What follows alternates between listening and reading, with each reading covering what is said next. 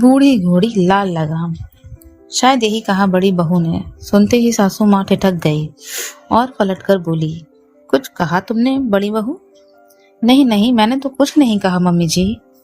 हाँ हाँ सच में, छोटी बहू ने झिझकते हुए कहा। अच्छा है कि कुछ तुमने नहीं कहा, अगर कहा होता तो शायद जवाब भी मिल जाता।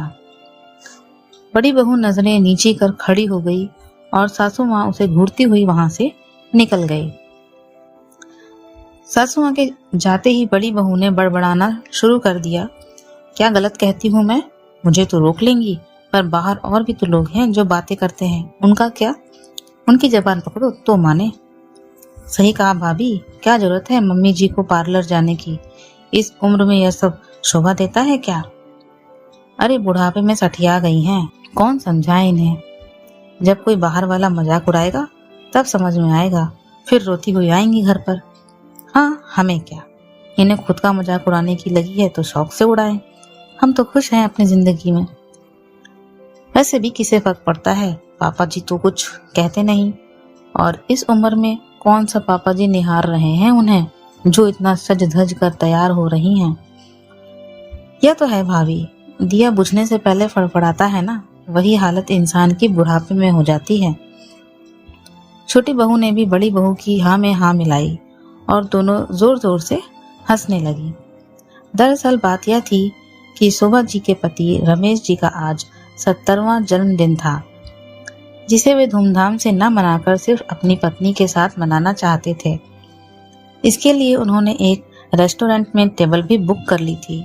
उसके बाद मूवी देखने का प्रोग्राम था। मतलब यह कह सकते हैं कि आज का पूरा दिन शोभा जी और रमेश जी के साथ बिताना चाहते थे,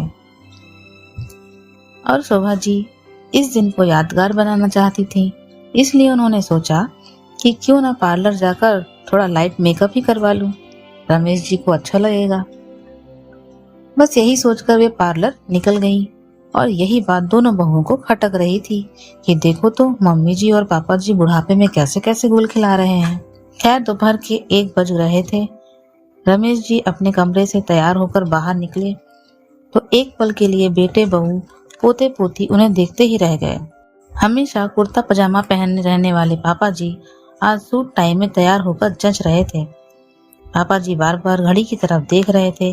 फिर उन्होंने अपने बड़े बेटे से पूछा, अरे बेटा तुम्हारी मम्मी आ गई क्या? नहीं पापा, बस आने में ही होंगी। थोड़ी देर बाद डोर बेल बजी। बड़ी बहू ने जाकर दरवाजा खोला और मम्मी जी को देखकर एकटक निहारती ही रह गई। हरी बंदी साड़ी, उस पर मैचिंग ब्लाउज, साथ ही बालों का सुंदर सा जूड़ा बना रखा था और हल्का सा मेकअप। आज वाकई मम्मी जी कह ढा रही थी। रमेश जी तो शोभा जी को निहारते ही रह गए। इतने में दोनों बेटे एक साथ ही बोल पड़े, वाह क्या बात है मम्मी, आज तो बहुत सुंदर लग रही हो। दोनों बेटों की बात सुनकर शोभा जी मुस्कुरा दी। इतने में रमेश जी बोले, तो शोभा जी तैयार हैं आप साथ चलने के लिए? जी जरूर, कहकर दोनों पति पत्नी वहां से निकल गए। उनके जाते ही दोनों बहुओं ने फिर से बड़बड़ाना शुरू कर दिया।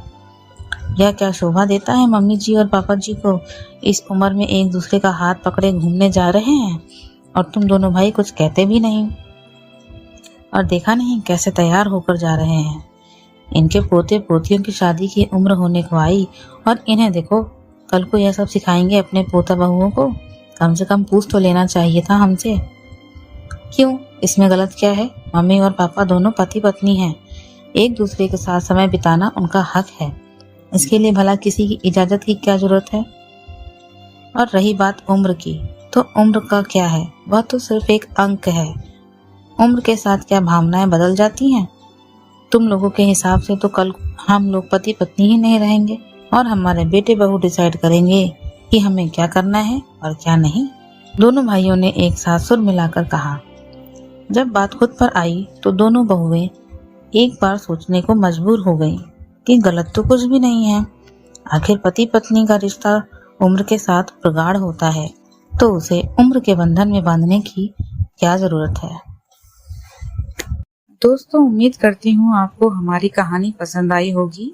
कहानी पसंद आई है तो वीडियो को लाइक करें, चैनल पर नए हैं तो चैनल को सब्सक्राइब करें, और हाँ, नोटिफिकेशन बेल को जरूर दबाएं ताकि अगली अपडेट सबसे पहले आपको मिले। Thank you.